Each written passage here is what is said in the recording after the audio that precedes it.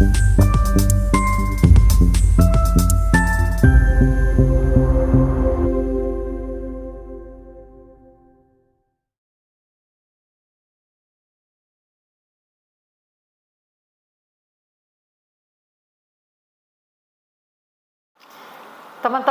Shalom, puji Tuhan.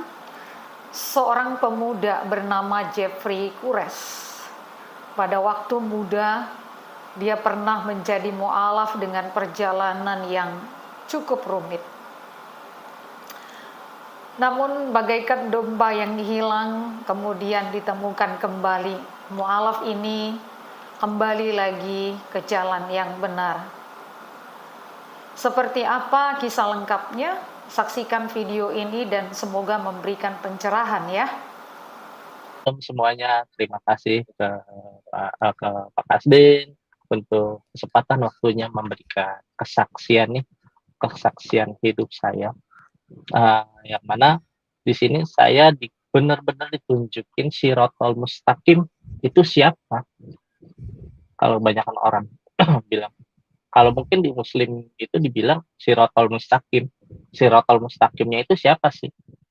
Gitu kan. Nah, di sini saya dapetin Shirathul Mustaqim itu ya Tuhan Yesus, gak ada yang lain.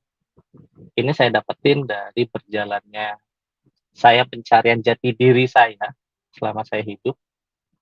Ya, awalnya saya dilahirkan dalam keluarga Kristen, tapi Kristennya yang bukan Kristen kalau dia bilang yang bukan Kristen karismatik, hanya Kristen Protestan ya, karena papa saya bergereja dulu di GPIB Markus di Cilandak KKO, kemudian kami pindah dari Cilandak pindah ke rumah eyang saya itu di tahun 2000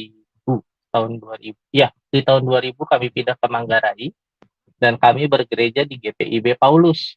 Ya, kita ke gereja cuma sehari minggu aja, hanya untuk beribadah aja. Jadi kesannya kayak untuk udah ini kewajiban kami sebagai orang Kristen datang ke gereja, udah kita nggak memahami apa itu yang namanya benar-benar yang harus melekat sama Tuhan, enggak. Jadi kita cuma datang ke gereja udah. Efeknya nggak dalam jangka dekat, tapi wah jangka panjang efeknya. Singkat cerita, tahun 2008 mama saya meninggal dunia. Nah, meninggal dunianya ini sebelum meninggal dunia almarhum mama saya bilang begini, karena saya anak paling kecil, paling bontot, saya dipanggilnya Adek. Dek, nanti kalau mama nggak ada, doain mama ya, sesuai dengan keyakinan mama. Ya saya bilang, apaan sih mah? Kalau mainnya walaupun mama meninggal nggak meninggal juga pasti Adek doain, karena ya mama orang tuanya aku. Dan di sini mama meninggal karena kanker karsinoma nasofaring. Dan puji Tuhannya mama saya itu nggak terlalu lama harus merasakan kanker itu, cuma 1 bulan aja, karena baru terdeteksi 1 bulan itu udah stadium akhir untuk kanker karsinomanya. Singkat cerita, mama saya meninggal dunia, dan yang kalau saya bilang lucunya, mama saya lakukan prosesi makamnya bukan menggunakan untuk menggunakan pemakaman secara Kristen, tapi dikafani, dibungkus jadi pocong. Nah, di situ saya shock, saya kaget, dan saya juga nggak paham, karena di situ umur saya masih 18 tahun dan tidak memiliki pembimbing agama rohani Kristen seperti yang gereja karismatik ya, itu nggak ada. Dan kebetulan papa saya shock, kakak saya juga shock atas kehilangan mama saya, ya karena mama saya ini kalau dibilang ya tiang doanya keluarga, benar-benar fondasinya. Pada saat mama saya hilang, hancur sudah fondasi kehidupan di keluarga saya. Saya benar-benar shock saat itu. Akhirnya singkat cerita, Pak sanak keluarga saya bilang begini, Jeff, uh, Mama pernah pesan ke kamu, Mama minta didoain sesuai dengan keimananmu. Kamu lihat Mama dimakaminya secara apa? Ya, aku jawab secara Muslim. Ya udah, kamu doain secara Muslim. Tapi aku nggak ngerti cara doain Muslim itu seperti apa. Ya kamu belajar. Ya gimana belajarnya? Ya kamu harus memeluk Islam dulu. Saya nggak langsung bilang iya. Saya berpikir terlebih dahulu. Pada hari itu, pada saat setelah mama saya dimakamkan. Dan seperti kebudayaan di Indonesia ya kan, itu kalau habis meninggal biasanya malamnya ada tahlilan ya. Nah, jadi ceritanya pas saya disuruh mengundang tetangga-tetangga untuk datang ke tahlilan meninggalnya mama saya, dan saya di situ kesannya dijebak. Saya dibawa ke musola terdekat di dekat rumah saya sama keluarga saya, bilang yaudah kamu kan mau doain mama kamu, ya kamu harus masuk Muslim dulu. Ya udah, mau nggak mau, dan saya nggak paham pada saat itu karena masih syok. Ya udah, saya mengucapkan kalimat syahadat. Resmilah di situ saya jadi Muslim. Dan di situ saya cerita, saya mulai belajar ngaji, belajar sholat segala macam. Dan ada beberapa pertanyaan saya selama saya memeluk Muslim. Ya kan, kenapa sih sholat itu harus 5 waktu dan harus selalu menghadap kiblat? Kalau dibilang Tuhan itu esa, yang mana artinya Tuhan itu harusnya bisa kita sembah, kita bisa minta doa dimanapun tanpa harus menuju ke satu tempat atau satu titik atau kiblat. Nggak harus kalau menurut saya. Dan sempat saya bertanya ke beberapa guru saya, guru ngaji saya gitu kan. Ya karena itu udah kewajiban dibilang kayak gitu. Itu udah terahnya, udah jalannya seperti itu. Ya kamu tinggal jalanin aja sholat 5 waktunya. Kalau kamu suruh ngikutin prosesnya untuk sebelum terjadinya sholat 5 waktu, kamu nggak bakalan sanggup. Karena karena yang sanggup itu cuma Nabi Muhammad, yang makanya bisa menurunkan jadi sholatnya 5 waktu seperti itu. Itu dari beberapa guru ngaji saya. Dan di sini saya jujur nggak dapat kepuasan hati dalam jawabannya. Dan itu saya belajar karena saya pada saat itu masih kuliah juga di Unindra di Pol Tangan, Jakarta Selatan. Dan di sini saya terkenal jadi seorang pria musola atau primus yang biasanya tepat waktu kalau sudah azan sholat, ya kan, saya udah langsung buru-buru ke musola untuk mendirikan sholat, ya kan. Nah tapi di sini ada di tahun di kampus itu terkenal saya, yang tadi saya sebutkan, saya seorang primus pria musola. Dan tahun 2009 awal, 2008 akhir itu saya keterima kerja di Lombok sebagai administrasi. Sampai keluarga saya bilang, kenapa sih kerja jauh-jauh, kayak nggak ada kerjaan aja di Jakarta? Saya bilang, ya yang di Lombok ini sesuai dengan keinginan saya, bilang kayak gitu. Padahal di sini saya ingin melarikan diri dari yang namanya masih terngiang dengan almarhum mama. Karena kalau ngeliat di sana, kalau masih di rumah saya ngeliat kamarnya mama ada ini, saya selalu nangis sendiri. Itu sebagai pelarian saya. Dan ke Lombok itu saya modal nekat, saya cuma bawa uang 800.000. Di bulan pertama saya harus nginep di emperan toko, kalau mandi ya di rumah ibadah ataupun di toilet umum. Nah, di sini yang ingin saya saksikan adalah betapa luar biasanya apa ya, saudara seiman kita yang di Lombok itu toleransinya luar biasa. Pada saat saya numpang mandi di beberapa gereja di Lombok, saya sempat ditawarin untuk tinggal terus di situ daripada harus tinggal di emperan toko, ya kan? Dan di situ saya disuguhin makanan, dibikin minuman. Di situ saya dianggap tamu sama mereka. Sedangkan kalau yang saya numpang di musola, yang notabene dulu ada tempat saya beribadah, saya ditanyain dulu, kamu mau ngapain? Kalau nggak sholat, nggak usah kesini. Aneh. Akhirnya singkat cerita saya jalanin itu di Lombok sampai tahun 2012. 2012 saya kembali ke Jakarta. Nah, 2012 ke Jakarta itu ketemulah saya dengan istri saya. Nah, ceritanya istri saya ini adalah teman SMP dulu. Kebetulan istri saya juga sudah terlahir dari Kristen yang taat, puji Tuhan. Di sini saya dapat sokongan dari istri saya, benar-benar penguat saya. Di sini singkat cerita kita ketemuan di salah satu mall. Ceritanya kumpul-kumpul bareng lah ya, ketemuan.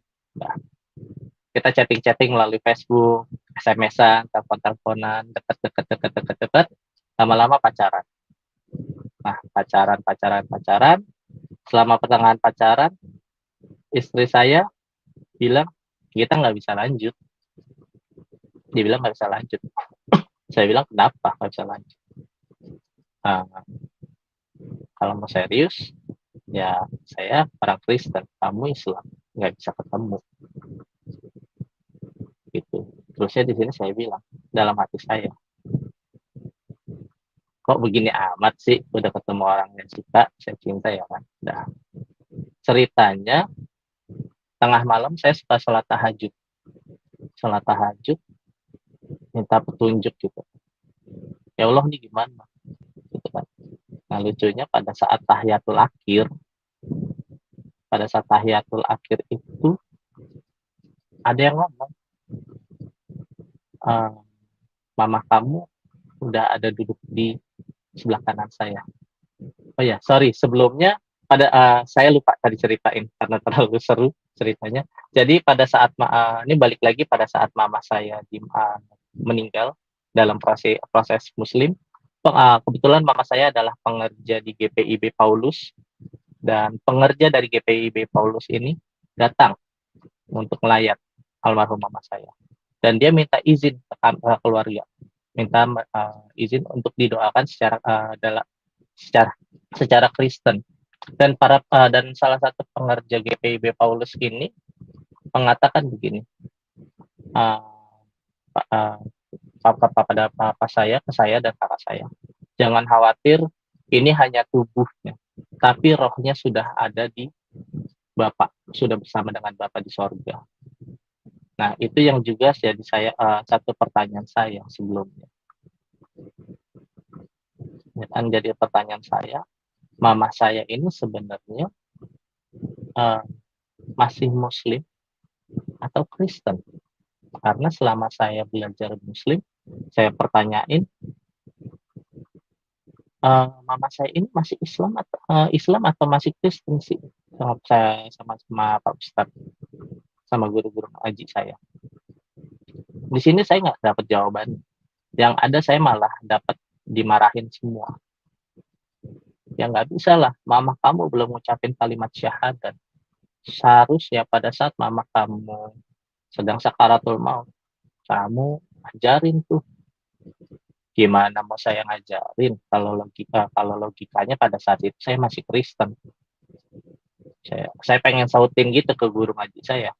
Cuman karena saya masih, ya kalau dibilang masih umur 20-an, masih belasan, saat itu kayak takut ngebantah atau kata guru ngaji saya. Saya cuma bilang iya aja.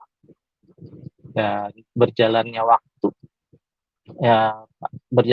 tadi pada saat saya kembali Jakarta, saya sholat tahajud, saya berdoa, sholat tahajud, saya berdoa, tiba-tiba ya itu, tadi ada yang mengatakan, benar-benar jelas bukan berbisik, tapi benar-benar mengatakan, "Mama kamu sudah di sebelah kanan saya." Kalau di Islam, nggak ada yang duduk di sebelah kanan.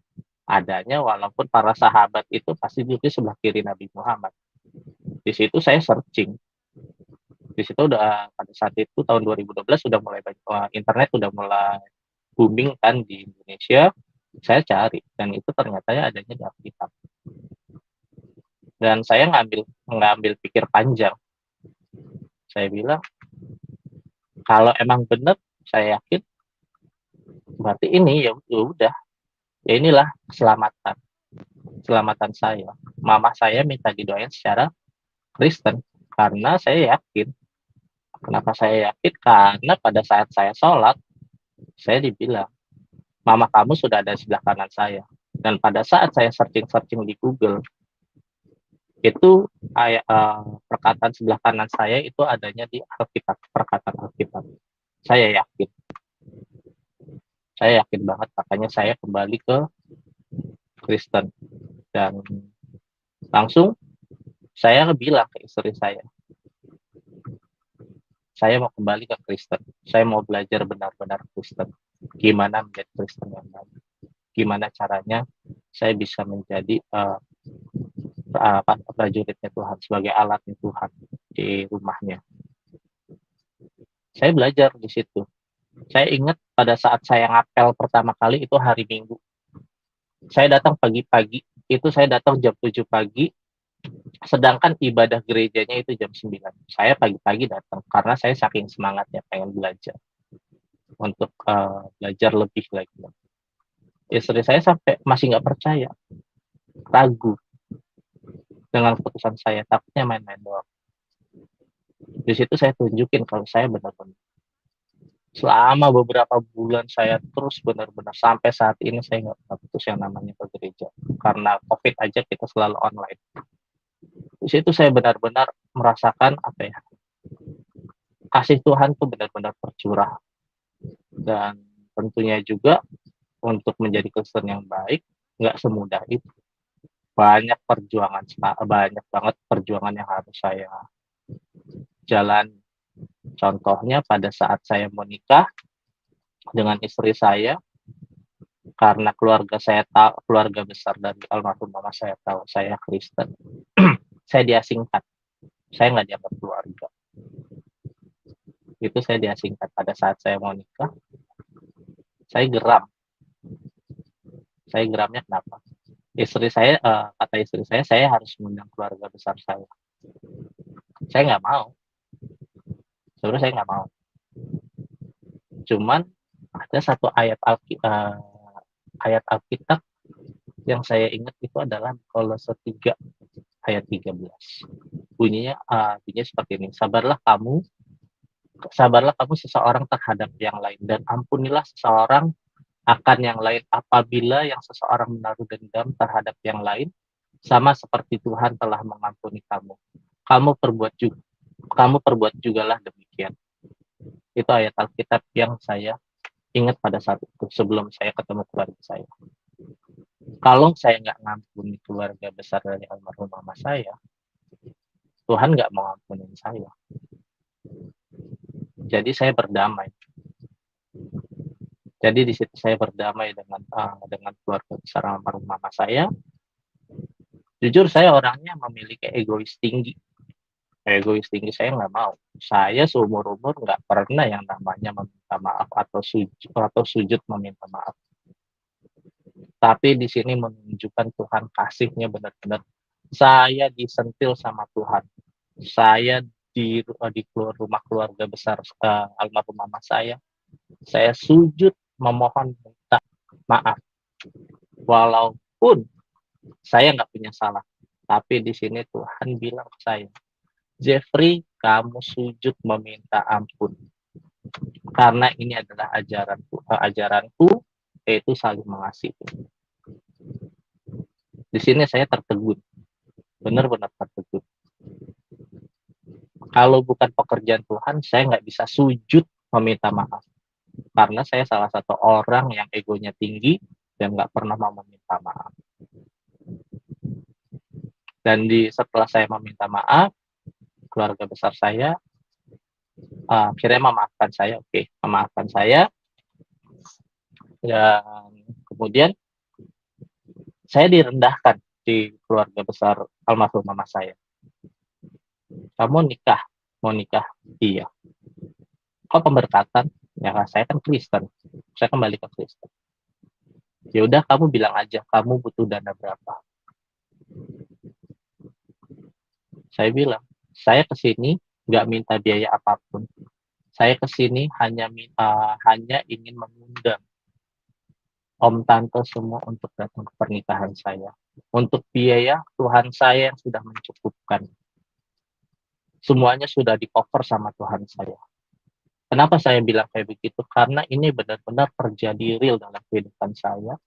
Saya bukannya sombong, saya menikah walaupun di hotel kecil, itu benar-benar kebaikan dari Tuhan.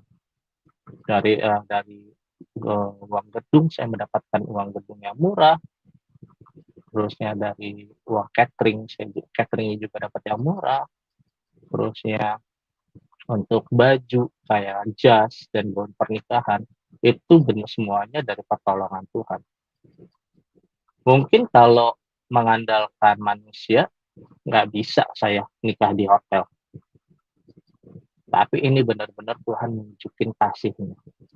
Makanya kalau ayat emas saya itu ada di 1 Korintus 2 ayat 9. Itu ayat emas saya yang saya pegang saat ini. Karena Tuhan luar biasa, selalu memberikan apa yang nggak pernah saya pikirkan, itu Tuhan kasih ke saya. Dan itu luar biasa banget buat saya. Dan selama saya di rumah keluarga besar saya setelah dibilang kamu butuh berapa, dan saya bilang nggak butuh, tiba-tiba anak terbesar di keluarganya mama bilang, ini uang buat kamu. Saya nggak minta, saya bilang, om aku nggak butuh karena semua sudah tercukupi. Om tinggal datang sekeluarga ke acara pernikahan, itu udah cukup. Saya nggak butuh. Dan dibilang begini, kalau mau kamu ambil atau kalau nggak kamu ambil, kita sekeluarga akan yang datang. Daripada diancam kayak gitu, ya udah, mau nggak mau saya terima, saya ambil. Tapi saya bilang, tapi datang ya Pak, om, ke pernikahan saya. Saya bilang kayak gitu. Oke, dia datang, nanti saya janji. Dia bilang insya Allah saya datang nanti. Oke. Dan pada saat tanggal pernikahannya di tanggal 12 Desember 2015, ya saya tungguin keluarga besar dari almarhum mama, nggak ada yang datang. Kecewa banget. Saya malu banget sama keluarga besar dari almarhum mama, keluarga besar dari istri saya. Itu saya malu banget. Karena apa? Saya bilangnya keluarga besar saya akan datang, tapi nyatanya nggak ada yang datang sama sekali. Tapi di sini Tuhan menguatkan. Nggak usah bersedih, nggak usah kecewa. Kamu di sini sudah jadi pemenang. Kamu sudah belajar mengasihi musuhmu. Di situ saya dan puji Tuhan, istri saya juga menguatkan. Ya udah, nggak usah sedih. Yang penting acara pernikahan kita lancar dan hikmat. Dan pada saat saya menikah, kedua orang tua saya juga udah nggak ada, karena papa saya meninggal di tahun 2013. Meninggal karena serangan jantung. Jadi pada saat saya menikah, yang berdiri di sebelah saya itu adalah kakak saya. Dan kebetulan kakak saya Muslim. Yang sampai saat ini saya perjuangkan untuk kembali ke jalan Tuhan. Saya minta mohon bantuan dari teman-teman semua yang ada di channel Raja Banasa dan channel yang lain untuk mohon bantuan doanya agar saya bisa diberikan kekuatan agar bisa menarik kembali kakak saya kembali ke jalan Tuhan. Dan setelah saya menikah, saya pikir, ini bakalan mulus perjalanan ke sana. Ternyata tidak semudah itu. Tidak semudah itu kalau kata orang-orang sekarang, tidak semudah itu Ferguson untuk mengikuti jalan Tuhan. Luar biasa. Yang tadinya kalau di Lombok saya untuk mendapatkan uang sebesar 2 juta itu cuman saya bisa dapat 5 menit. Itu 2 juta atau 5 juta udah saya bisa dapetin. Tapi pada saat saya mengikuti Tuhan, itu luar biasa. Saya benar-benar dikembalikan ke titik nol, di mana saya bisa harus ngerasain yang kerja jadi cleaning service, saya jadi tukang cuci piring, saya jadi security, itu sudah pernah saya alami. Tapi di sini saya jalani benar-benar karena saya melihat ya ini jalannya Tuhan. Karena sebelumnya pada saat saya masih jadi Muslim, itu saya dapetin uang gampang, tapi saya terjerumus.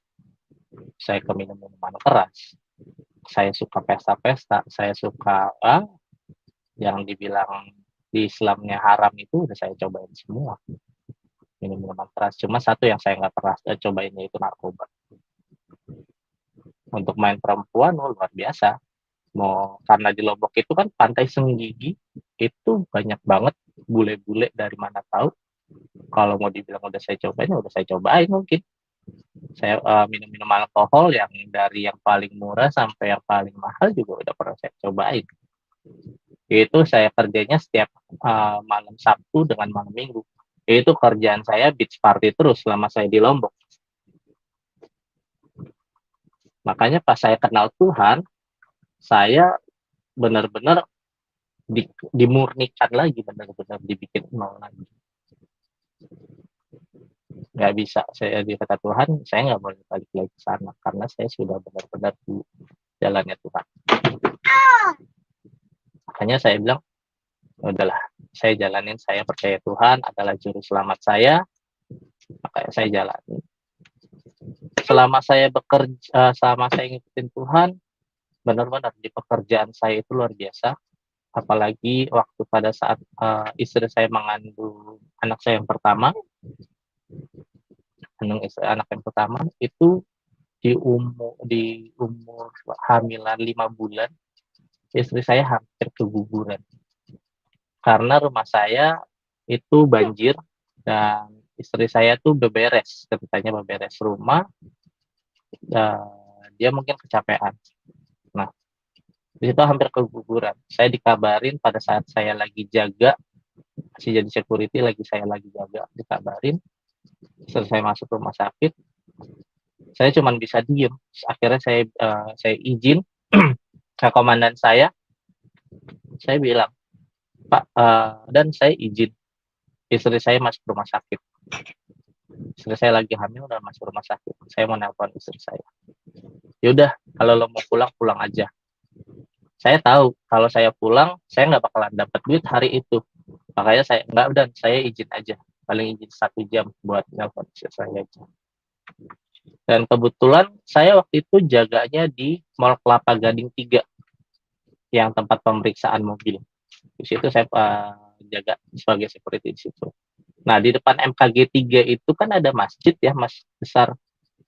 Nah, saya bingung cari tempat berdoa tuh di mana. Akhirnya saya ke masjid. Tapi saya berdoanya bukan kepada Tuhan yang itu, tapi ke Tuhan Yesus. Saya tutup mata, saya lipat tangan, saya berdoa. Tuhan tolong selamatin istri dan calon anak hamba. Karena saya yakin Tuhan itu nggak ada yang mustahil buat Tuhan Yesus. Karena dia tabib di atas tabib, dokter di atas dokter. Bilur-bilurnya bisa menyembuhkan apapun. Di situ saya yakin. Dan setelah selesai saya duty jaga, saya pulang, saya ketemu istrinya, gimana? ada di rumah, ternyata puji Tuhan saya bilang, oh disuruh pulang, oh puji Tuhan nggak apa-apa. Tapi masih tetap saya bikin khawatir juga karena yang saya khawatirkan adalah pasca setelah pulang ke rumah karena nggak ada nggak ada tenaga medis di rumah saya. Takutnya terjadi kenapa-napa ya kan, yang cuma dikasih obat aja dari rumah sakit. Saya di situ nggak putus doa saya. Tuhan tolong selamatkan istri dan calon anak saya. Tuhan tolong. Dan di situ benar-benar Tuhan curahkan kasihnya benar-benar sampai saat ini, sampai umurnya 4 tahun, anak ini sehat, luar biasa pertolongan Tuhan anak ini. Dan proses melahirkan di 9 bulan itu juga itu luar biasa. Kalau bukan pertolongan Tuhan, mungkin nggak tahu deh gimana ceritanya. Karena proses melahirkan untuk anak saya yang pertama ini, istri saya harus ngeden dari jam 2 siang sampai jam 2 dini hari.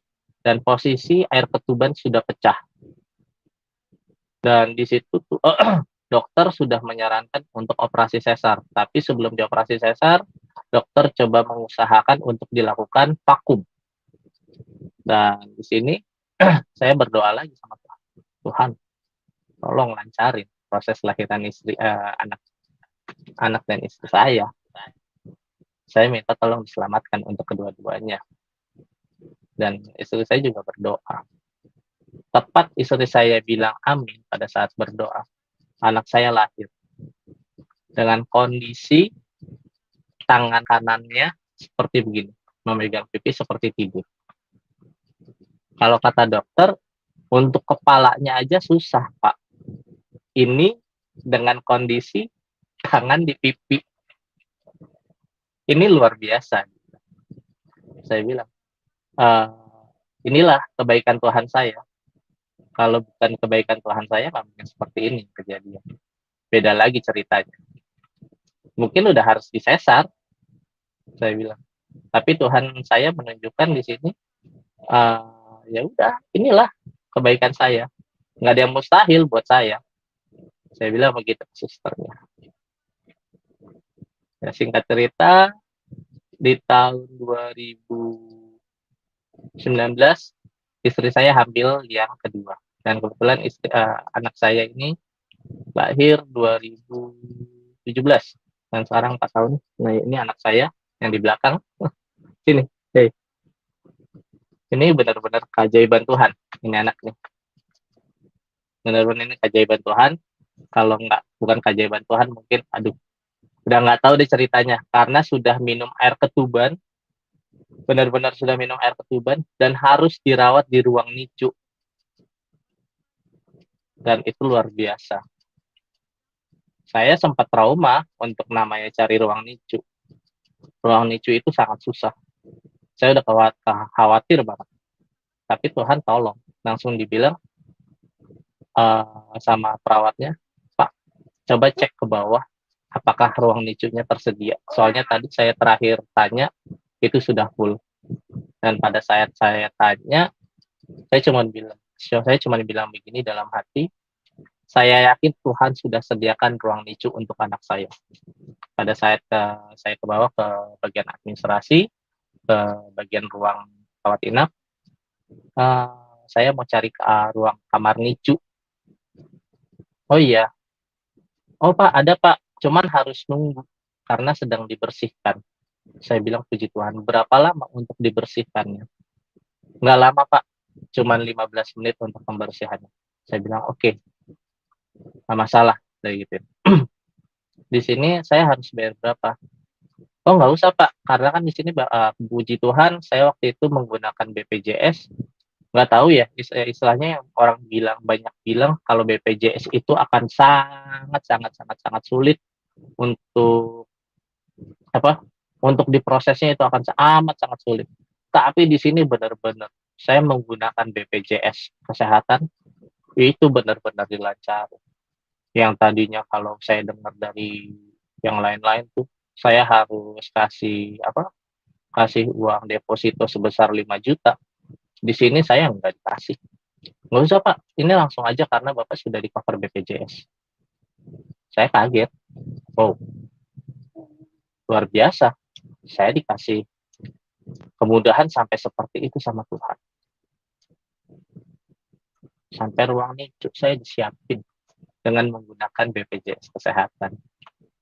Kalau saya yang mengandalkan diri saya atau mengandalkan manusia, nggak kayak begini ceritanya. Mungkin saya akan ke rentenir kali nyari pinjaman buat uang deposito 5 juta. Tapi saya di sini mengandalkan Tuhan. Karena saya yakin Tuhan saya yang maha kaya. Dia punya luar biasa. Makanya di sini saya benar-benar berserah penuh sama Tuhan. Dan ya tadi saya bilang di tahun 2019 istri saya hamil lagi untuk anak yang kedua. Ya, tapi di sini anak saya langsung dipanggil Tuhan karena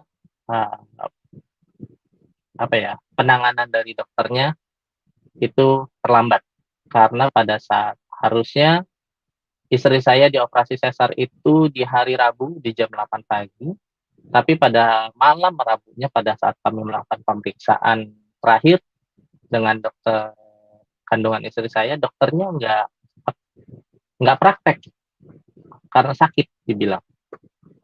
Mau nggak mau harus mundur jadi hari Rabu malam. Pada saat kita periksa Rabu malam, dokternya bilang ya udah besok pagi subuh bapak sama ibu balik lagi ke sini persiapan untuk operasi. Di situ saya pada saat pemeriksaan di jam 8 itu masih ada denyut nadi si bayi, masih ada denyut nadi jantung atau nyawa si bayi masih ada. Tapi pada saat operasi di jam 9 itu udah nggak ada. Di sini hati saya terpukul, benar-benar terpukul. Dibilang kecewa, iya. Kecewa banget, iya. Mungkin ada beberapa yang bisikin, ya itu sih lo ngikutin murtad sih lo. Ada yang begitu ke saya nggak mau nyebutin siapa. Ada murtad sih lo, itulah karmanya. Nggak bisa orang murtad saya bilang, oh saya cuma bisa diam karena saking kecewa, istilahnya kecewa karena anak saya diambil Tuhan.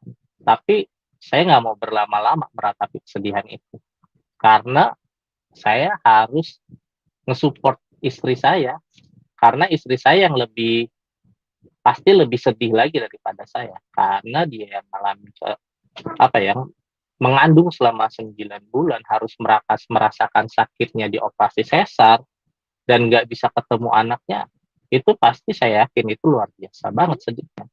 Saya bilang dalam hati saya nggak boleh berlama-lama bersedih. Saya bilang Tuhan tolong kuatkan saya nggak mau terjerumus kedua kali. Tuhan tolong kuatkan saya. Di sini saya benar-benar kuatkan sama Tuhan. Oke, saya kuatkan istri saya. Tuhan Yesus lebih sayang sama anak kita. Ini bukan haknya kita untuk mengklaim itu anak saya enggak. Kita sayang sama anak kita boleh. Tapi Tuhan Yesus itu lebih sayang dengan dia. Mungkin kita nggak tahu ke depannya itu seperti apa. Kalau anak ini masih hidup, akankah normal atau enggak? Kita nggak ada yang tahu. Kita nggak tahu rencana Tuhan itu seperti apa. Yang penting kita yakin kepada Tuhan Yesus. Rencana Tuhan itu lebih indah daripada rencana manusia. Itu yang saya pegang. Dan puji Tuhannya pada saat itu saya selalu dikuatkan dengan teman-teman keluarga dari keluarga besar gereja GBI Pejaten Village. Itu luar biasa, benar-benar kalau kita bersekutu dengan orang-orang benar itu kita akan selalu dikuatkan. Dan saran saya di sini bagi yang masih ragu-ragu atau yang bimbang, berkumpullah dengan orang benar karena di situ teman-teman akan dikuatkan. Disinilah pembuktian saya kalau kita berkumpul dengan orang-orang benar kita akan dikuatkan dan dalam kebenaran, bukannya dijerumusin. Ini yang saya alami pada saat saya kehilangan anak saya. Dan hebatnya lagi, yang harus kalau dibilang ini adalah kesalahan dokter. Banyak yang bilang, tuntut aja dokternya Pak Jeffrey. Bang Jeffrey tuntut aja, Jeff, tuntut aja dokternya gini-gini. Kayak istri saya juga bilang begitu. Ada yang bilang, tuntut aja lah dokternya. Itu kesalahan dokternya, harusnya dioperasinya di hari Rabu.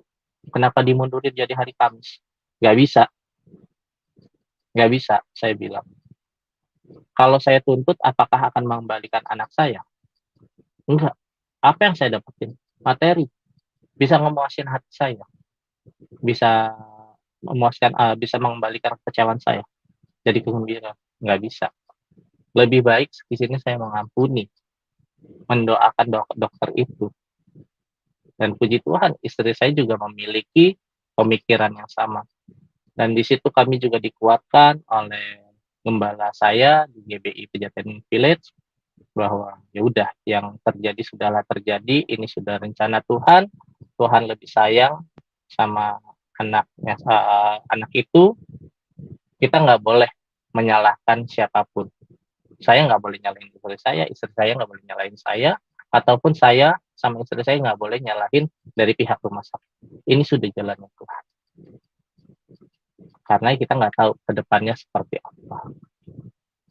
Kalau dibilang kecewa saat itu. Tapi saya bilang tadi, saya nggak mau berlama-lama bersedih-sedih, berkecewa-kecewa. Ya kan? Di sini saya benar-benar dikuatkan oleh Tuhan, dan teman seiman, keluarga seiman itu saya dikuatkan. Banyak banget yang menguatkan saya. Dan selang 5 bulan, puji Tuhan, istri saya dikasih berkat sama Tuhan. Hamil lagi, anak yang ketiga. Puji Tuhan, di sini yang kedua itu anak laki-laki, dan yang ketiga yang dikasih sama Tuhan ini perempuan. Dan sekarang umurnya sudah 1 tahun 4 bulan. Saya bilang ini Tuhan luar biasa. Saya bilang, saya nggak pernah memperkirakan. Dan kalau dibilang lucunya lagi, istri saya nggak tahu kalau pada saat itu dia sedang hamil 5 bulan, hamil 3 bulan. Benar-benar nggak tahu, hamil 3 bulan. Dan istri saya pada saat itu bekerja sebagai marketing kartu kredit di Citibank, yang harus pergi jalan menyebarkan flyer kemana-mana jalan kaki. Kalau bukan karena kekuatan Tuhan, mungkin udah keguguran lagi kalau logikanya. Kalau untuk orang yang hamil muda ya, karena kebanyakan yang teman-teman saya yang hamil muda dan sebagai marketing, mereka tuh memaksakan jalan untuk nyebarin flyer yang benar-benar harus full seharian, mungkin udah pendarahan atau bagaimana. Dan di sini luar biasa, Tuhan memberikan kekuatan ke istri saya tuh sampai ketahuan, baru ketahuannya pada saat kerja di Citibank dengan usia kandungan 3 bulan. Saya bilang luar biasa. Dan di sini udah tahu, ya kita jangan mencobai Tuhan, ya udah kamu berhenti, biarlah saya yang mencari nafkah. Inilah kewajiban saya. Dan di sini saya puji Tuhan banget, dikasih kelancaran lagi sama Tuhan. Mungkin ya di seluruh kehidupan saya benar-benar kebaikan dari Tuhan sih, benar-benar kebaikan dari Tuhan. Karena segala sesuatunya dimudahkan. Karena pada saat anak saya yang ketiga ini lahir, kondisinya pada saat COVID lagi parah-parahnya tahun 2020 di bulan Agustus. Itu lagi parah-parahnya. Mungkin kalau saya dengar cerita yang lain, wah harus inilah, harus itulah. Waduh, udah macam-macam banget. Tapi ini Tuhan benar-benar dipermudah. Saya nggak dipersulit lagi. Benar-benar nggak ada yang dipersulit, nggak ada. Dan saya masih menggunakan BPJS. Kalau dibilang, nggak mungkin lah pakai BPJS dipermudah kayak begitu. Saya pakai BPJS. Benar-benar BPJS kesehatan dari kantor saya. Kalau bukan pertolongan Tuhan, itu saya bilang mustahil. Ini Tuhan yang bekerja, bukan saya. Bukan saya, manusia bukan. Tapi Tuhan langsung yang bekerja pada saat saya membutuhkan. Jadi di sini saya sebenarnya benar-benar bergantung sama Tuhan. Ya udahlah, saya serahin hidup saya sama Tuhan. Udah. Mau matinya saya, mau kayak gimana saya serahin sama Tuhan. Jujur tadi malam sebelum saya kesaksian, Dada saya di dada saya itu sakit seperti diremas. Saya takut, wah takut nih, takut serangan jantung atau apa. Tapi saya berdoa tengah malam, Tuhan tolong jamah, Tuhan tolong jamah. Bukannya saya takut mati, enggak.